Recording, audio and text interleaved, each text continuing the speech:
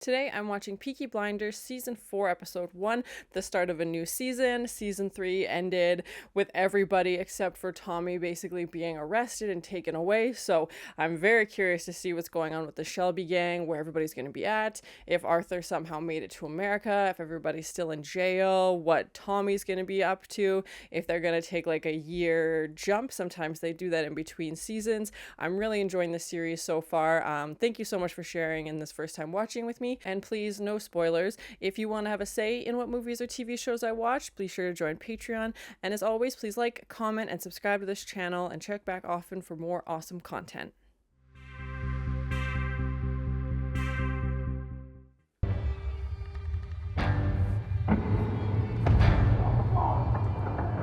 I think this is the first time we've had a recap of the previous season, or the previous episode at least. They're not enemies. Was there a big gap between when Season 3 and Season 4 came out? I'm just watching them all on Netflix now, so I get a catch up. But yeah, I'm curious if when they... because that's the first time we've seen that recap.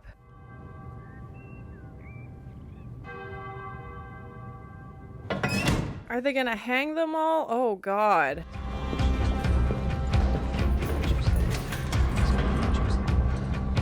This is not looking good. This is not looking good at all. They're taking them all to the gallows, it looks like. Oh my god.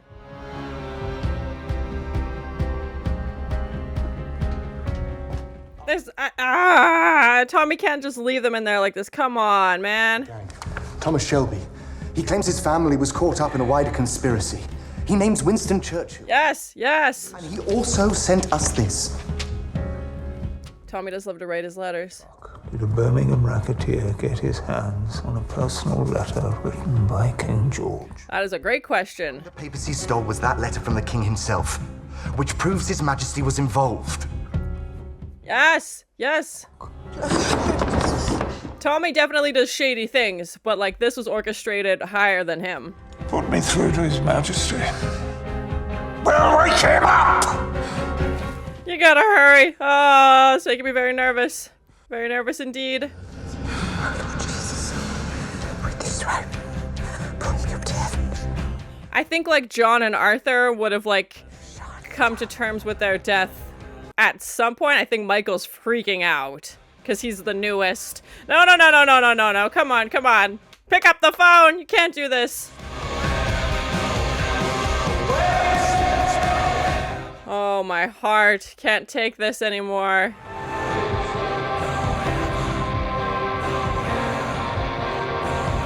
Cheese and rice. I didn't think they would kill off all of them. I was worried they would, like, one letter would be later or something would happen, but His honours list. Thomas Shelby has asked for the king to award him an OBE, sir. Oh, bold move, Tommy. 1 year later. Okay, Christmas 1925.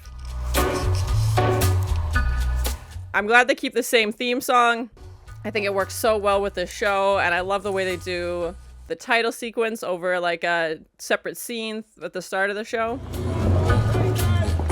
It looks like all the same cast is back. Past the bridge, past the mills, past the stack. Adrien Brody? What? Shut the front door.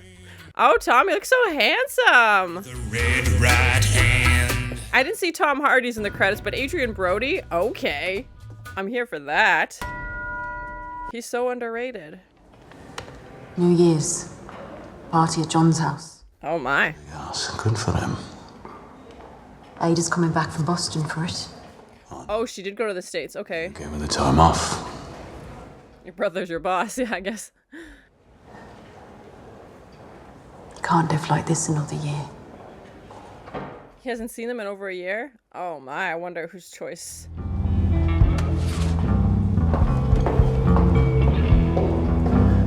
Lizzie's character is interesting. Like, I'm glad they kept her story going, even though she's only in like sporadic episodes, but I'm glad they kept her story going throughout the seasons. Do you want me in the meeting? No. Yeah, Michael seems to be the only one who's sticking around. Everybody else is gone. Truth is, they're all fucked. A lot of them. Yeah. Yeah, so is Tommy just at the factory now? He's not doing any other of their business adventures?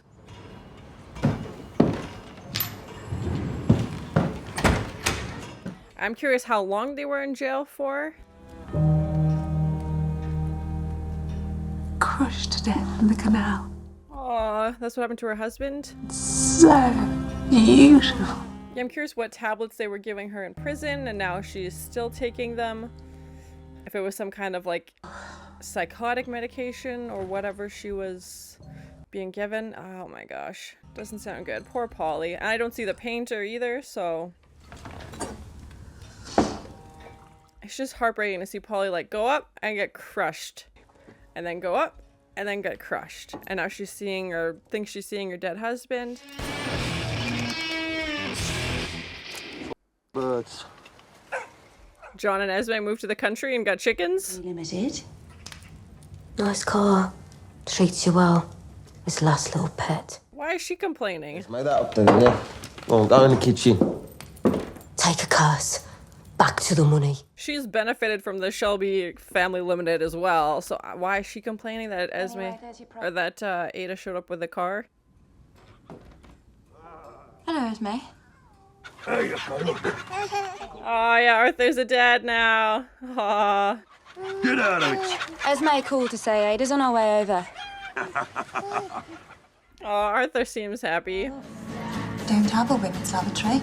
I can't go to it, can I? That seems very sexist, but you know, here we are. I'm guessing she's the charge of the workers' union for women's. You say there is a disparity in pay based on sex? There definitely is. There still is. Just a car and van factory in the name of Tilton Company Limited. The Billings Machine Tools factories at Hay Mills and Green. I like her. So this isn't about women and men. It's about me, eh? I'm glad they're continuing the like women's worker rights story. We saw a little bit of that in the previous season. I will increase the pay of the female cutters in this factory by 5 shillings. He doesn't get it. And they're over by 5 shillings. That's not what she's saying. That's not solving any problems. You're just gonna piss them off. Good job. With families to feed, whose idea it was to cut their pay. Yeah, way to start a war. And everything I hear about you tells me you're a man without a family as well. She's got you there. My executive committee as soon as Boxing Day. You will hear the whistles blow all across Birmingham. He's just starting trouble. Like, just... Things will get better, I think, next year. He does not seem optimistic. So he says he invited family, but... I don't know. I feel like that'll be an awkward dinner at the very least. I'm curious to find out what like Polly's plan was too. She hasn't said anything yet. There's his invitation, yeah.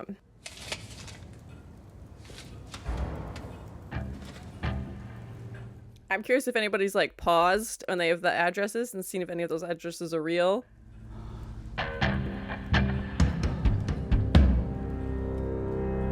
Oh, it wasn't an invitation? It was just a Christmas card? Ambitious men.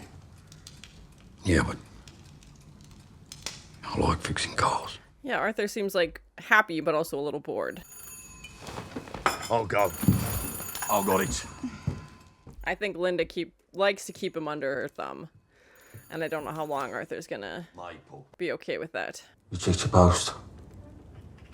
I'll just go serve the Black Hand. Yeah, what was that? Hand to the house. Yeah, they all got the same letter. I thought they were New Year's Eve invitations, but obviously not. Wait a minute, John. Which one was Luca? The old man's oldest son. Oh. It's mafia shit. The Sicilian mafia.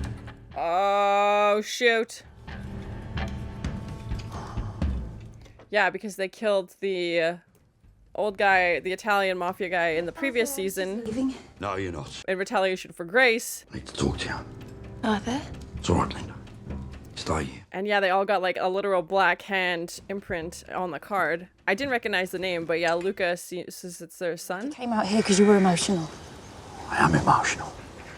I just don't know what emotion it is. Oh, Arthur. You and my bath, brother. A goose on Christmas Eve. Yeah, your days are numbered, I'm afraid. Keep your eyes on the road. Take care. Yeah, he has to like do all these like maneuvers to get around Linda's watchful eye. Getting light. I feel like both Linda and Esme thought they were 100% done with this. They didn't want to deal with this anymore, obviously, and now things are starting right back up again.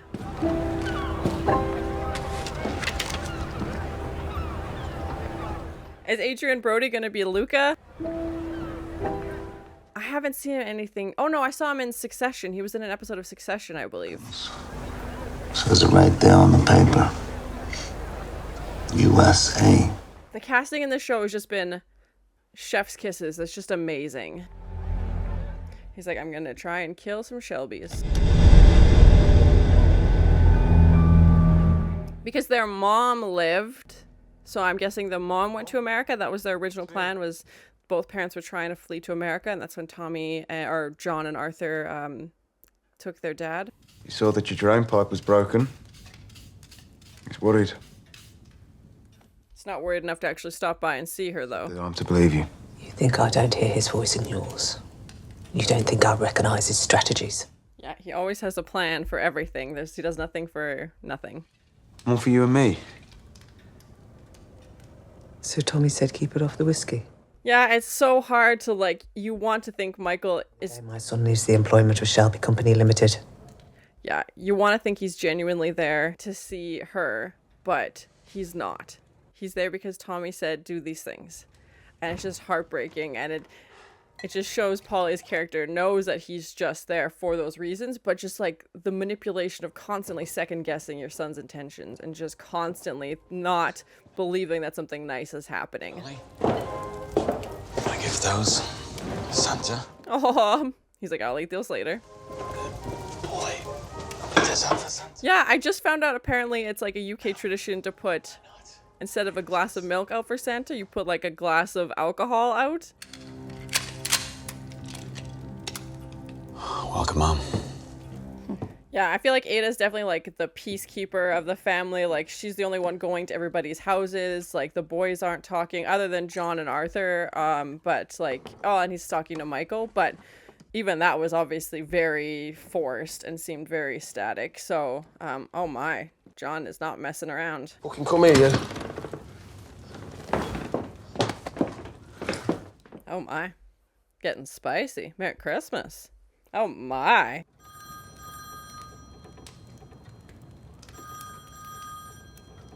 He's got one gun in each hand. Oh my. I'd be worried I would like wake up and like, yeah, he wants to get everybody together to keep them safe, and then he's like, we can go back to how we are now and ignoring each other, basically. If you have to pull a gun on Linda, do it. Merry Christmas. I don't think that was the festive greeting he was hoping for. Oh my gosh. But at least he called and invited him, I guess. Like, Threw them in the lavatory. Tommy's orders? No, my own decision. that's not true at all. I feel like she's gonna go into like crazy withdrawals now. You can move in with me and I'll help you. That's the how are you gonna help her? You're just Tommy's mouthpiece, basically. You the chef. When did he join us? October. Yeah, he's suspicious of the chef. He wants to know. I mean... He's Italian, sir. Oh, no. Is it paranoia? Is it... is it... No shouting or swearing or blaspheming. That doesn't seem like a chef at all. Are they still working, Francis? They'll be there till midnight, sir. Yeah, he's like, is the chef the spy now? Because he was worried about that before. I'd be happy to sit at your table. Right, thank you. Is the chef like trying to poison them? And he's being very specific, like what time are they getting there? Like, does he have something planned? But again, is Tommy being paranoid? But a chef that doesn't swear or that's, in my experience, that's rare. But maybe this is a mild-mannered chef.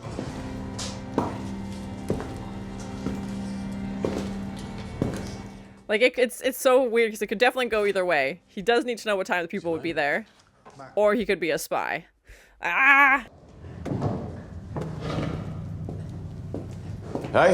Yeah. I don't think he's a spy. And I think Tommy's gonna do something bad. It's my fault. I've been busy. Thomas Shelby. He's like, My hand has blood. yes. Oh, mine too. Oh god, that's a very accurate way of describing him. Yeah. And Antonio, maybe he's met him. Oh god, no, no, no, no, no, no, no. Right. You know what I do? Yep, yeah, I think everybody knows. Antonio! Bye, Antonio. Yeah, oh. He's like, I'll just casually take my gun for this stroll. Yeah. Peeling potatoes, and yeah, Tommy said he didn't flinch, like he didn't, the 10 pounds meant nothing to him, and I imagine that's still a pretty hefty tip, just to randomly get. Well, Tommy's paranoia paid off, I guess. Oh. Che cazzo succede? Huh? Oh, with the meat hook. Oh, right in the neck. Oh, God. This guy's walking days are over. Oh, ugh. Just on the table of blood. And of course, he's wearing all white. Oh, God. Oh, okay. From New York.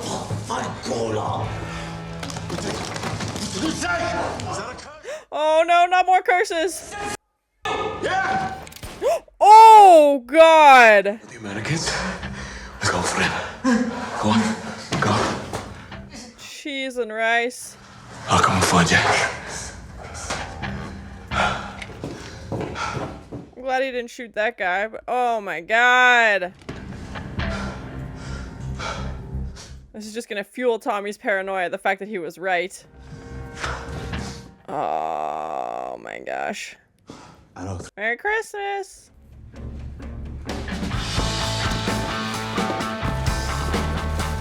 He's like, yeah, Christmas is being relocated. Oh my gosh. Yeah, Sabini's still working in the background, obviously.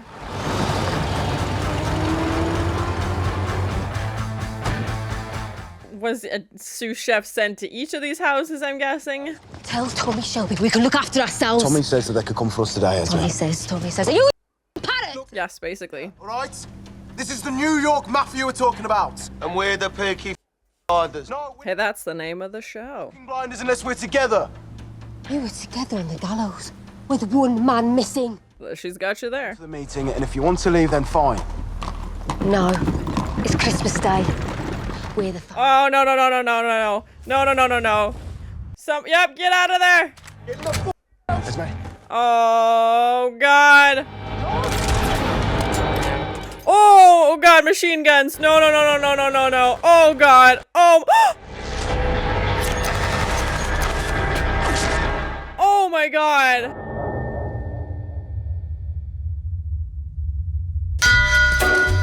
Ah! Oh, my God. What a way to end the episode. Seriously. Oh, my God.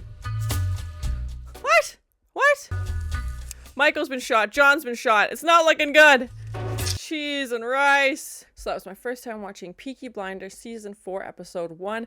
What a great episode. No surprise there. The show just keeps getting better and better, and I find that that's probably what makes this show stand out so much, is that sometimes with shows seasons can drop off, or you like skip a season when you rewatch it because it doesn't hold up to the rest of them, but that has not happened. The show has been amazing since I started. It was great to see all the cast members back. I didn't see Tom Hardy's name in the credits, so I'm curious to see if he will be in this season at some point.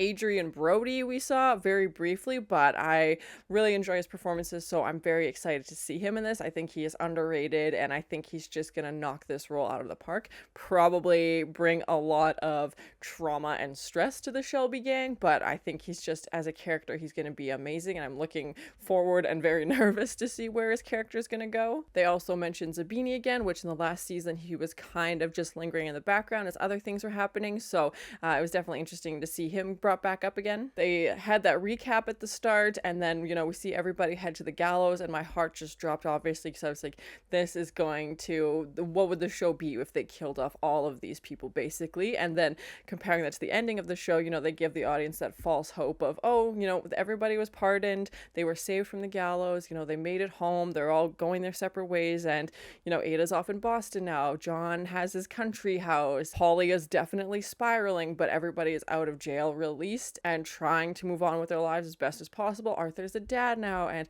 Arthur definitely seemed to be under Linda's thumb a lot more, but he seemed happy, and it sounded like he's getting a little bit bored. And it was interesting to see the steps that Arthur was going to like hide things from Linda, and when him and Ada, you know, are exchanging the eggs for the gun. And so yeah, I'm very curious to see if he'll start leaving her out of things more, or if she will start finding things out and then get upset. And yeah, so I'm very curious to see what that dynamic's gonna look like. Arthur was just so happy as a dad, and that was great to see. I feel like Ada was playing peacemaker in this episode. She's going around to everybody's houses and checking in on everybody, and, you know, going to Tommy's house and going to Polly's house and just making sure everybody's okay and it's Christmas. And I don't know the last time she saw everybody, as she's in Boston now, or how long she's been away, but I felt like there was a lot of pressure on her in this episode to be that person and kind of be the rock for the family and try and reunite everybody, as everybody's kind of scattered. Some members of the family are talking to others, but everybody's not talking to everybody. And then obviously we saw Tommy's plan to try and get everybody together. When I first saw those letters, I thought they were invitations to the New Year's Eve party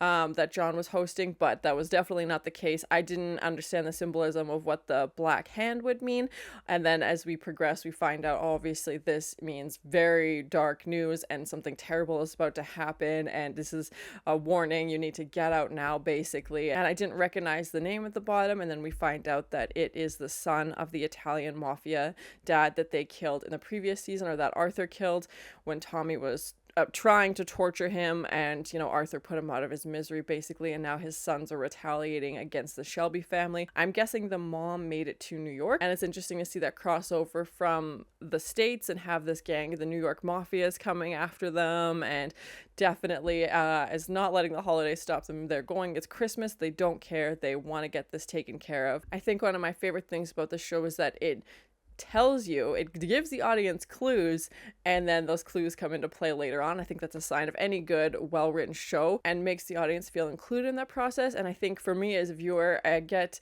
frustrated when a show just makes it seem like the audience wouldn't be able to figure it out and wouldn't be able to put it together. And when writers and show creators assume that their audience is clever and smart and will be able to put these pieces together, that just makes the show so much more enriching for the audience, because you feel involved. Like, even when, you know, Michael is trying to angrily drive quickly past to get to John's house, you know, there's a guy just, you know, got his hay bales just out in the middle of the road, and that might just seem like a secondary detail, and then obviously we see that as a very important detail later on. At the time, you're like, oh, just this guy's in the road, he's just in the way, you know, like, get out of the way, he has to go tell John that this thing is about to happen. And then as soon as you see that cart stop, for me, my heart was just like, oh no, he wouldn't just be stopping, like, it doesn't make sense. He wouldn't bring the hay to like the front door of the house. Like, what is happening? Why is he like this? Like, and I think the show makes the viewer a little bit paranoid as well, because you just get so ingrained in Tommy's world and you just trust no one, basically. So it could have turned out to be something completely innocent, and we saw that it was definitely not the case. As the bales clear and we see these men jump out with their machine guns, and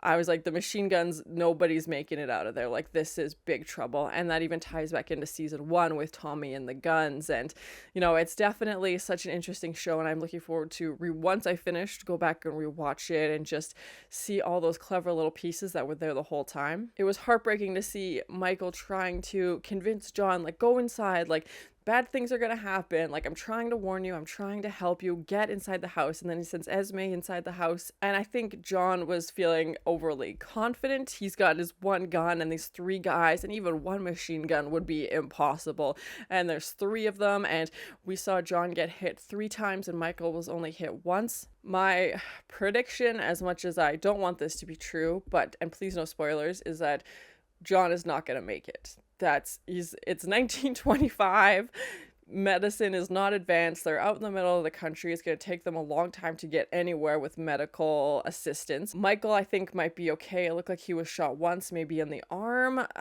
I don't know, this is just my prediction, we'll find out in the next episode, but I feel like John was hit too many times in too many areas where you will die, and die quickly, if you are not helped immediately. And especially given the Shelby name, if they even went to a regular hospital, you know, what would that look like? And I feel like they might know some doctor who's willing to, help them under the table, or who's, associated with them. I'm sure Tommy has a doctor on payroll, but I'm really worried for John's outcome, and I don't think it's gonna end well. And I feel like Tommy will just switch into revenge mode, which he's done numerous times, unfortunately. And I think it'll push Esme to I feel like she's capable of doing some things as well, and it might bring the family back together, as that can sometimes be the case with loss, or it'll just push them further apart. Who knows? I definitely feel like Michael has definitely just become a mouthpiece for Tommy. Even Esme is like, oh, are you Tommy's parrot now? You're just repeating everything he says, and that's exactly what he's doing. He's just going around doing exactly what Tommy tells him and just rephrasing it slightly. And even when Polly's like, oh, you're doing this because Tommy tells me, he's like, no, it was my own thoughts. And I was like, that's not the case. We know that's exactly what he told you to do. And then he shows up with 2 bottles of champagne because we know Polly's backstory with her children being taken away, and when she was so excited to get Michael back in her life and then tried so hard to get Michael out of this lifestyle, and that's not what happened. He's very entrenched in it. He shows up, and instead of it being like, oh, it's Christmas Eve, my son brought over, some drinks, he wants to spend some time with me. No, that is not the case. And it shows how smart Polly's character is, but it's just the heartbreak as well. That's just years and years of this behavior from Tommy that's just now ingrained in her, that she knows that he's not showing up to be nice. He's not showing up as a social visit. He's showing up because Tommy said, get her off the whiskey. So he's showing up with champagne, and she sees right through his bluff, and she knows exactly why he's there. And it's just like the hopelessness of the situation. And she just, I can't imagine, but I feel so bad for Polly's character. And she definitely seems to be spiraling and was on those tablets that they were giving her in prison. They didn't mention what tablets they were, and then Michael flushes them all, and she's panicking, and she seems to be conversing with the dead more. Whether you want to believe that she is actually talking to spirits or not, or it's from the medication, that's up to you. And even when Tommy tells Michael to, entertain Polly's ideas of seeing these ghosts, it's not because he wants to, validate her feelings. It's just so that she stops acting the way she's acting, because she thinks nobody believes her. And I'm sure she saw right through that bluff as well. And she's like, you don't believe me. You're just saying this because Tommy told you to say this. And I don't think Tommy believes it either. Tommy still seems to be very fixated on curses. And even Esme says that their family money is cursed, and is giving Ada a hard time for showing up, in the car that the Shelby Company Limited paid for. It's just like, you're also benefiting from the money that this was gained illegally. And we see Tommy questioning that chef, and he's asking about curses. He's like, what did you just say in Italian? Like, are you cursing me? Like, he's definitely on the edge. And I feel like this situation with the cook and Zabini's men just furthered that, obviously. And he was right to be paranoid, but now I feel like once your paranoia is validated, everything becomes, more and more intense. So I'm worried about him as well. It was interesting to see when Ada gave Tommy a Christmas present. He's like, oh, what is it, a time machine?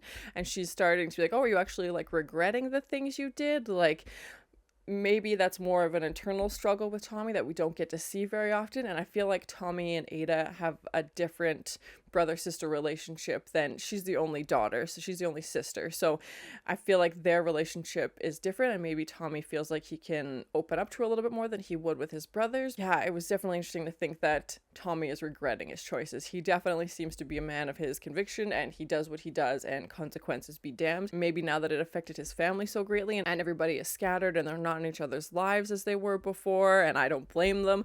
But yeah, maybe he's had time to think about his choices, and he's starting to regret them a little bit more. It was interesting to hear Tommy's comment when he's shaking the chef's hand, and the chef is covered in blood, and he's butchering all these geese for Christmas, and is trying to get this food prepared as quickly as possible, and meeting all of Tommy's demands and doing all these things for him. And he goes to shake his hand, and the chef kind of looks at his hand. He's like, oh, like I have blood on my hand. And Tommy goes, oh yeah, me too. Like, it was just, he knows what he's done. And it was just such a well-written line, and something they didn't have to put in. I think they could have just had them, shake hands, and that would have been the end of it. But they just put meaning and like all these hints into every little piece, and it is a very dialogue heavy show. Every scene has a reason, and every piece of the story, although you might not know at the moment, or even a few episodes later or a season later, I feel like everything is done with intention, and I feel like that's what makes such a great show and a really strong and timeless show. I was worried Tommy was going to take out the chef, and it was just,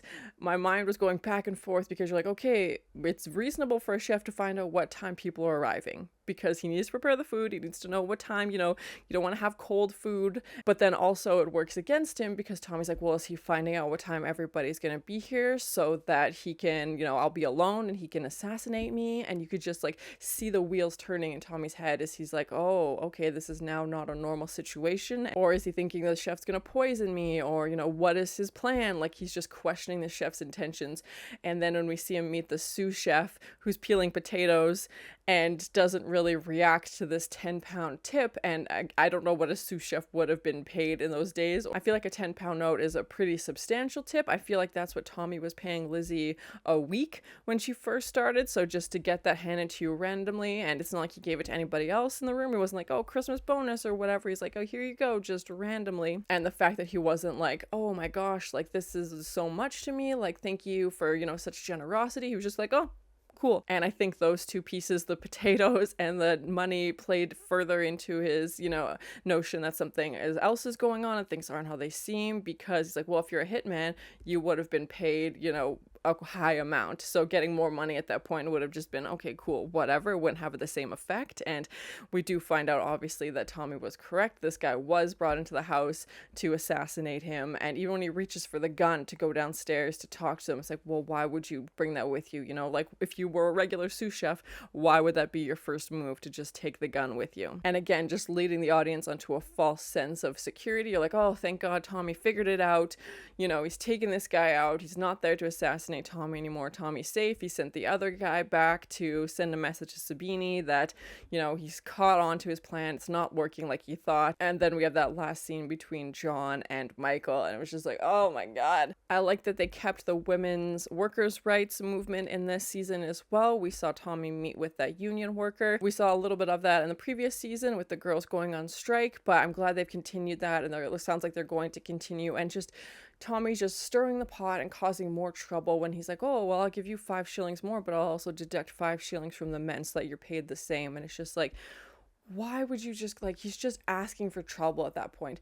He knows the men are going to be pissed off, obviously, because they're losing wages, and the women would get an increase, but still wouldn't be as much as what the men were being paid. And he's not really solving anybody's problems. She's just making 2 more problems. And he knows the men would retaliate against the women, and his hands would just be like, he would just stand back basically and watch them fight it out. And I feel like he would also be doing that to cause fear and intimidation into the women to not ask for a raise again, because I feel like those men would retaliate in violence and be very upset because their income is now decreased. And Tommy's like, oh yeah, I'd be sure to let them know. It's just like, oh my God, just solve one problem. I think it would show the true growth of Tommy's character if he was able to solve one problem without creating 7 more other little problems. What is going to benefit from him having the men retaliate against the women, other than to prevent the women from further asking for the raise, basically, and him not being involved directly? Because then he can put the blame on the men, be like, well, they attacked you. And it's like, they attacked you because of things that you did. Like, you set this whole thing in motion, but that's just what he does. I feel like that's a trademark of his character, is to just, anytime he sees an opportunity that would benefit him, or if anybody tries to challenge him, or if anybody tries to mess with how he's doing things, he knows what's best. Everybody else is wrong, and he will quickly put you in your place. It was just very frustrating to see, and obviously frustrating to know that women are still not paid the same as men. I really liked that union worker's character, and I'm glad she showed up and just was like, I know my stuff. Here's the problem. Let's discuss this in a business manner. Like, that's what I'm here for. And even the fact that she had to use the men's bathroom on the 2nd floor because women aren't allowed, or women don't make it up that high. I'm assuming the 2nd floor is where like management offices are. And because it never happens, they don't even install women's bathrooms on that 2nd floor because all the women are kept below. Overall, I thought it was a crazy episode. Really well done. Interesting start to this season. I'm very worried for the fate of Michael and John. I feel like John, I don't know what's going to happen. The next episode, I guess we will find out. I'm hoping him and Michael are okay. I feel like if either one of Michael or John's going to make it, it's going to be Michael. That's just my opinion, but we will find out in the next episode. I hope Holly is doing okay. I'm very curious to see if they will still meet up, if they will force to meet up because John will be injured. I'm very curious to see what the next episode's going to be and where everybody is going to be at. I'm very excited to see Adrien Brody's character in this season. I think it's going to be a great season, and it makes me me very nervous. And with the previous seasons have ended in a death early on, and it just makes me even more anxious to think of John's fate. But please no spoilers, and thank you so much for sharing in this first time watching with me. If you have any other suggestions for TV shows you think I should watch, please comment below. And as always, please like, comment, and subscribe to this channel, and check back often for more awesome content. As walking days are over, just on the table of blood. Are they gonna hang them all? Oh god. Yeah, I'm curious what tablets they were giving her in prison. And oh, it wasn't an invitation, it was just a Christmas card? A goose on Christmas Eve. Yeah, your days are numbered, I'm afraid. Maybe this is a mild-mannered chef. The meat hook! Oh, right in the neck! Oh no, not more curses!